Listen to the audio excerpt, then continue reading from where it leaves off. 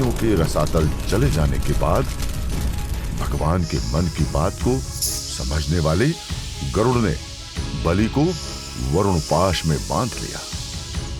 वामन ने कहा कि बलि, मैंने 2 डग में त्रिलोकी माप ली है, अब मेरा तीसरा डग पूर्ण करो। बलि धैर्यपूर्वक बोले कि भगवान, आप तीसरा पग मेरे मस्तक पर धरिए। राजा बलि यह कह ही रहे थे कि तभी वहां प्रहलाद का आगमन हुआ।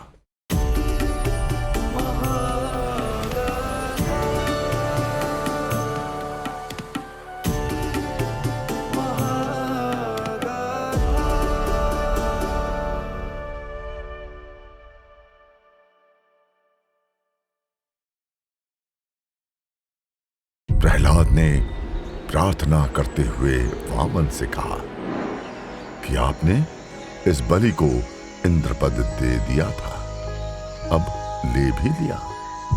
जितना सुंदर आपका देना है, उतना ही सुंदर आपका लेना भी है। आपने इसकी लक्ष्मी को छीनकर इस पर उपकार ही किया है, क्योंकि लक्ष्मी के मद से तो विद्वान भी मोहित हो जाते हैं। प्रहलाद हाथ जोड़े खड़े थे। ब्रह्मदेव वामन से कुछ कहना ही चाहते थे कि तभी बलि की पत्नी विंध्यावली ने अपने पति को बंधन में देखकर भयाकुल होते हुए वामन को प्रणाम किया। वह हाथ जोड़े हुए मुख झुकाकर कुछ कहने लगी। विंध्यावली बोली कि आपने अपनी क्रीड़ा के लिए ही यह संसार रचा है। जिन पर कुबुद्धि होती है वे ही अपने को इसका स्वामी मानते हैं। जब आप ही इसके कर्ता हो तो कोई और क्या ही इसे आपको समर्पित कर सकेगा। अब ब्रह्मा भी बोल उठे कि अब आप इस बलि को छोड़ दें।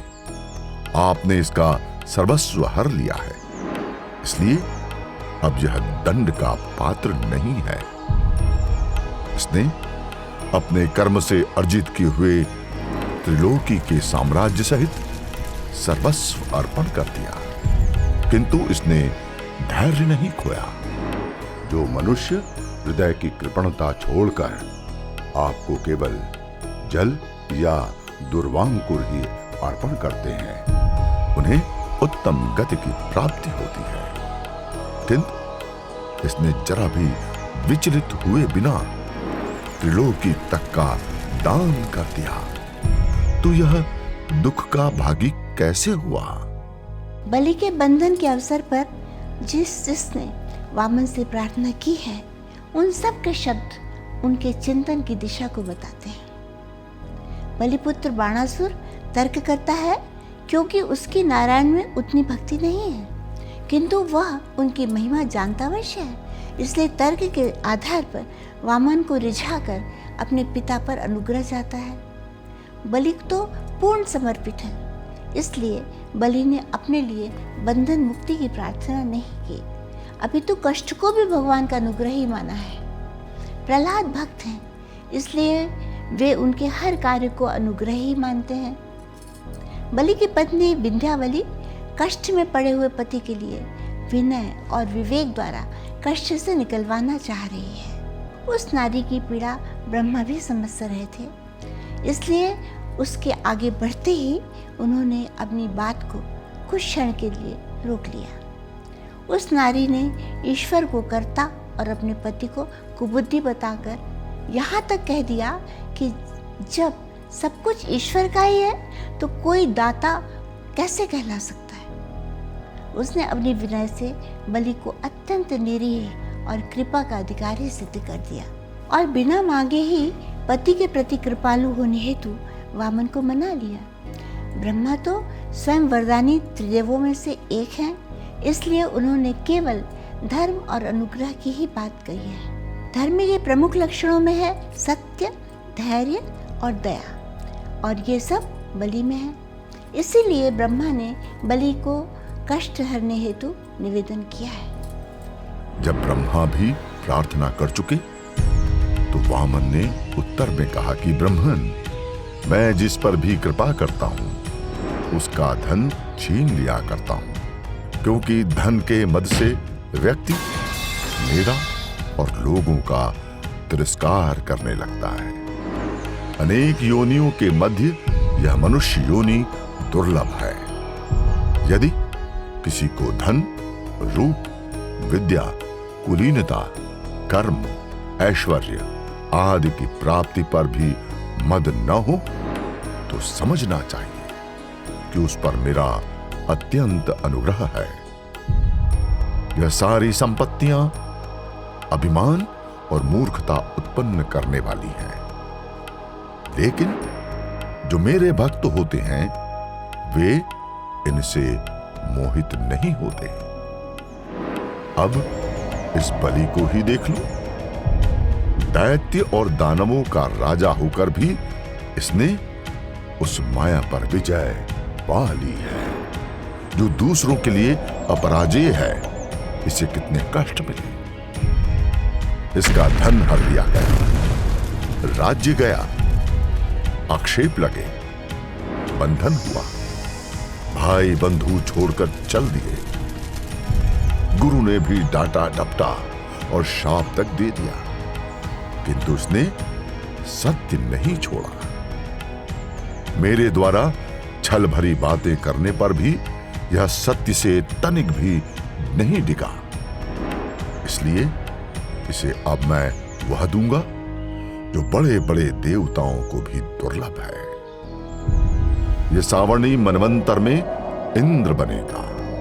तब तक यह विश्वकर्मा द्वारा निर्मित सुतल लोक में रहे, जहां मेरी कृपा दृष्टि के कारण किसी को कोई कष्ट नहीं होता। फिर वामन बलि से बोले कि हे महाराज इंद्रसेन, तुम्हारा कल्याण हो। अब तुम सुतल लोक में जाओ। वहां जो दैत्य तुम्हारी आज्ञा का उल्लंघन करेंगे वे मेरे सुदर्शन चक्र के कोप के भागी होंगे। तुम सदैव मुझे वहां अपने साथ पाओगे। मैं अनुचरों समेत तुम्हारी रक्षा करूंगा। दैत्य दानवों की संगति से यदि वहां तुम में कोई आसुरी भाव आ भी जाएंगे तो मेरे प्रभाव से सद्यः नष्ट भी हो जाएंगे। वामन पुराण के अनुसार हरि की आज्ञा होते ही बलि ने उनके समक्ष जिज्ञासा रखी है, सुतल लोक में अव्यय भोग कहां से मिलेंगे और मैं वहां निरामय कैसे रहूंगा? तब वामन ने उत्तर में कहा है कि मनुष्यों का बिना विधि का किया हुआ दान, बिना क्षत्रिय के किया गया श्राद्ध और ब्रह्मचर्य व्रत से रहित अध्ययन ये तुम्हें फलदायक होंगे। शक्र महोत्सव अर्थात इंद्र महोत्सव के उपरांत द्वार प्रतिपदा नाम से तुम्हारे लिए एक उत्सव आयोजित होगा। जन सज धज कर तुम्हारी पूजा करेंगे। सर्वत्र प्रसन्नता वाला ऐसा वह कौमुदी महोत्सव होगा। वामन के कथनानुसार सुतल लोक विश्वकर्मा द्वारा निर्मित है।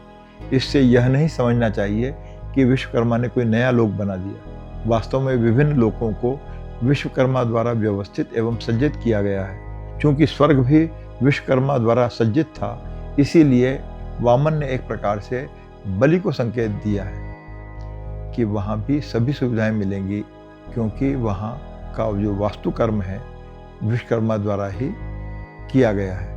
यहाँ बलि के लिए किया गया इंद्रसेन संबोधन भी विशेष ध्यान देने योग्य है। इसका अर्थ है कि इंद्र के समान सेना वाला, अर्थात इंद्र के समान प्रभावशाली या कहें कि शक्तिशाली। यह संबोधन इंद्रासन से हटाए जा रहे बलि को यह बता रहा है कि विष्णु की दृष्टि में बलि इंद्र से कम नहीं है। यहाँ इंद्र महोत्सव की चर्चा भी है। वर्तमान में उसका स्थान गोवर्धन पूजा ने ले लिया। कृष्ण लीला का वह प्रसंग जो सभी जानते हैं, क्योंकि गोवर्धन पूजा में प्रातःकाल का महत्व है, जबकि बलि पूजा में सायंकाल का। इसीलिए इंद्र महोत्सव के उपरांत द्वार प्रतिपदा या कौमुदी महोत्सव का भी जिक्र है। वैसे तो नरक चतुर्दशी से प्रतिपदा तक का दीपोत्सव कौमुदी पर्व का ही अंग है। पद्म पुराण और भविष्य पुराण में इसके उल्लेख मिलते हैं। यहाँ जिस कौमुदी पर्व का उल्लेख है उसकी विधि यह है कि नरक चतुर्दशी के दिन नरक भय से निवृत्ति हेतु स्नान करें, यम के निमित्त तर्पण करें तथा सायंकाल सार्वजनिक स्थलों पर दीप प्रज्वलित करें। अमावास्या को अपराह्न काल में राजा यह घोषणा करें कि आज इस लोक में बलि का शासन है। संध्या में दीपोत्सव के पश्चात अगले दिन सायंकाल 5 रंगों से मंडल लिखकर अर्थात रंगोली बनाकर बलि की अनुचरों सहित प्रतिमा स्थापित कर पूजन करें। सभी जन बलि के निमित्त दान करें। इस उत्सव में कुंभ अर्थात पृथ्वी पर मोद होने से इसे कौमुदी कहते हैं। भागवत के अनुसार जब वामन ने बलि को बंधन मुक्त करने की बात की तो बलि के नेत्रों से प्रेमाश्रु निकल आए। बलि कहने लगे कि मैंने तो आपको ढंग से प्रणाम भी नहीं किया था, बस प्रणाम करने का प्रयास भर किया था, उसी का इतना फल मिल गया। बलि की इच्छा अनुसार वामन ने बलि के मस्तक पर अपना चरण रखा। बलि उसी समय बंधन मुक्त हो गए। इंद्र को पुनः स्वर्ग मिल गया। प्रहलाद ने वामन को धन्यवाद दिया कि आप मेरे पोते पर कृपा करके असुरों के दुर्गपाल बन गए।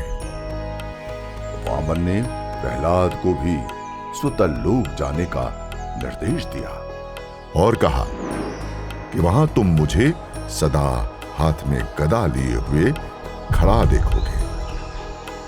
प्रहलाद ने बलि के साथ हरि की परिक्रमा की और वे सभी सूतल लोक के लिए चल पड़े।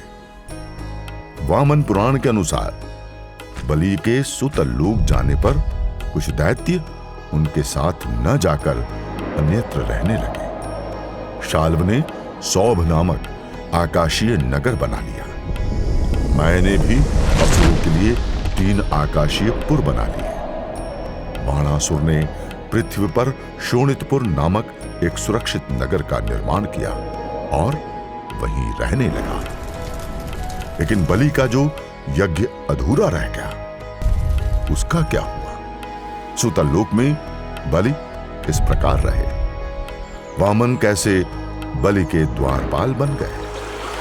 इन्हीं चर्चाओं के साथ शीघ्र ही पुनः भेंट करते हैं अगले अंक में।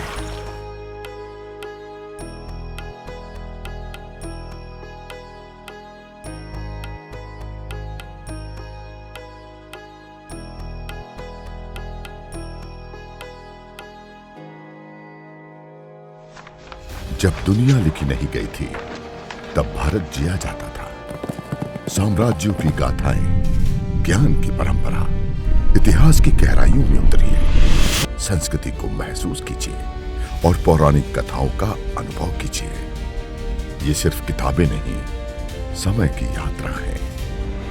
जानिए हम कौन थे ताकि समझ सकें हम कौन हैं।